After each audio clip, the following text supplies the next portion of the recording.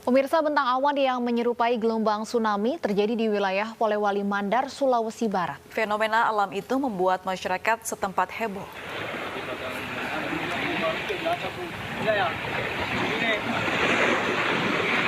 Ya, inilah video amatir warga Polewali Mandar, Sulawesi Barat yang dihebohkan dengan fenomena alam. Awan menggumpal menyerupai tsunami di langit dekat pesisir Pantai Bahari Selasa pagi tadi. Peristiwa fenomena alam ini berlangsung selama 1 jam. Sejumlah warga yang berada di pesisir pantai pun mengabadikan fenomena alam yang jarang terjadi. Akibat munculnya gumpalan awan tebal berbentuk tsunami ini menyebabkan helikopter milik BNPB yang baru kembali melakukan misi kemanusiaan di Mamuju terpaksa mendarat darurat.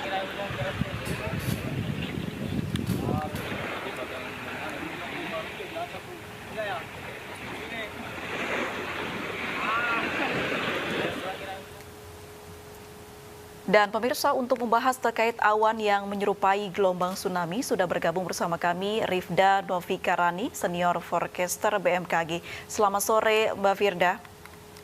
Selamat sore, Pak. Selamat sore Mbak Rifda. Ya, selamat sore. Iya, Mbak bisa dijelaskan awan tsunami, fenomena alam tsunami ini seperti apa Mbak? Iya, sebenarnya namanya adalah awan arkus atau awan yang berbentuk panjang dan tipis begitu, dan termasuk dalam jenis awan rendah atau awan-awan dikatakan sebagai salah satu awan hujan, di mana awan arkus ini yang tampak di Polewali Mandar ini adalah tipe awan arkus yang bentuknya panjang atau yang biasa kita kenal di istilah meteorologi dengan istilah roll cloud gitu. Dan karena penampakannya yang berbentuk seperti gelombang, makanya sering disebut sebagai awan tsunami. Awan cumulonimbus ya Mbak Rifda ya? Betul.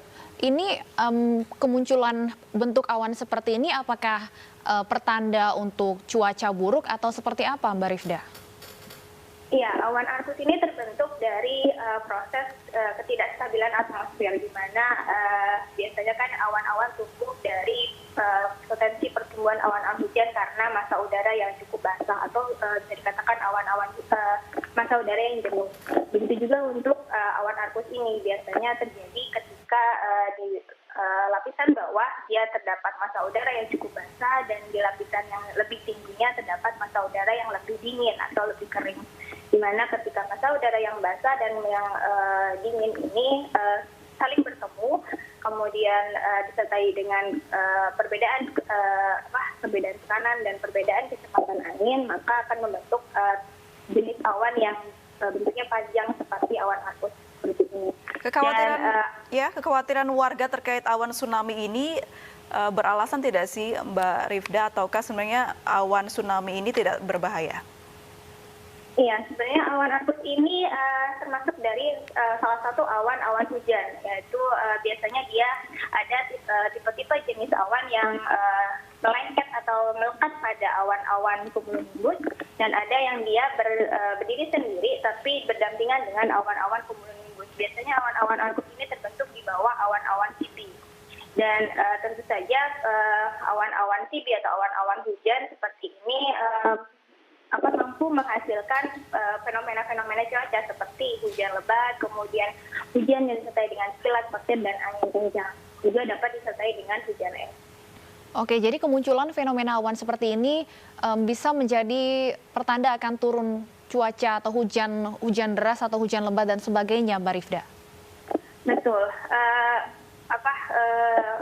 Dalam masa perkembangannya, awan-awan arkus ini biasanya terjadi di daerah-daerah pesisir atau daerah-daerah perairan, dan biasanya seiring dengan perkembangan dinamika atmosfernya, di mana ketidakstabilan atmosfer yang menjadi salah satu pemicunya, maka akan menimbulkan potensi hujan dengan intensitas yang tinggi seperti hujan lebat, kemudian juga kadang disertai dengan kilat petir dan angin kencang. Perlukah ada antisipasi dari warga yang mungkin akan melihat awan-awan serupa nanti ke depannya, Pak, Mbak? Iya, sebenarnya memang karena awan-awan ini adalah jenis awan yang bisa disebutkan menimbulkan hujan dengan intensitas yang tinggi dan juga kilat petir dan angin kencang, tentu saja perlu diantisipasi atau perlu diwaspadai, dan terutama untuk masyarakat perlu dihindari. juga cukup berbahaya untuk penerbangan karena meskipun jenis awan ini termasuk awan tipis, tapi karena dia dapat menghasilkan angin kencang, maka itu juga akan membahayakan untuk penerbangan, kemudian juga masyarakat yang berada di sekitarnya. Apakah cuaca yang ekstrim saat ini menyebabkan terjadinya fenomena awan tsunami seperti yang Anda jelaskan tadi, Mbak?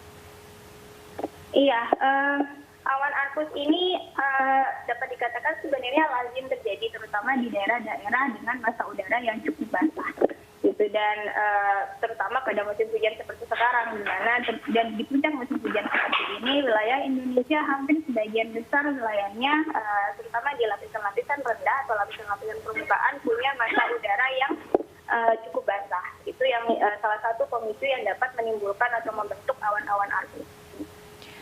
Fenomena awan ini kan muncul di Sulawesi Barat ya Mbak. Ini ada kaitannya tidak dengan gempa bumi yang terjadi di Sulawesi Barat juga beberapa waktu lalu?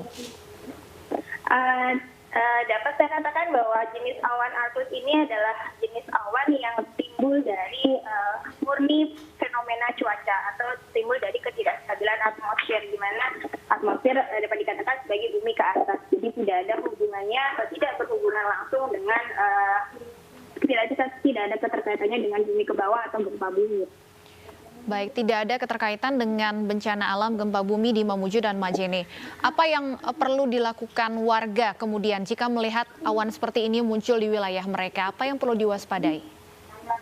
Yang perlu diwaspadai adalah yang pertama harus menghindari, tentu saja, karena awan ini adalah awan yang menghasilkan hujan dengan intensitas yang cukup tinggi, kemudian angin kencang.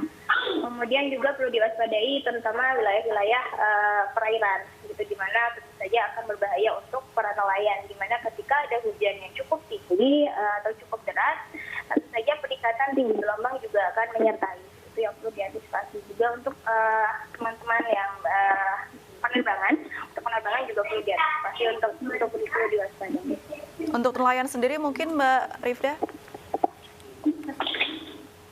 Mbak Rifda, untuk nelayan sendiri perlu antisipasi kah jika melihat ini? Betul sekali, karena memang seperti yang saya katakan, awan-awan jenis arkus ini dia sering terjadinya di daerah-daerah perairan, gitu. Dan tentu saja ketika di perairan, tentu saja ketika ada aktivitas pelayaran atau aktivitas nelayan akan terganggu ketika ada jenis awan seperti ini yang menimbulkan hujan lebat dan sebagainya. Baik, terima kasih banyak Mbak Rifda Novikarani, Senior Forecaster BMKG sudah bergabung bersama kami di Ini Sore.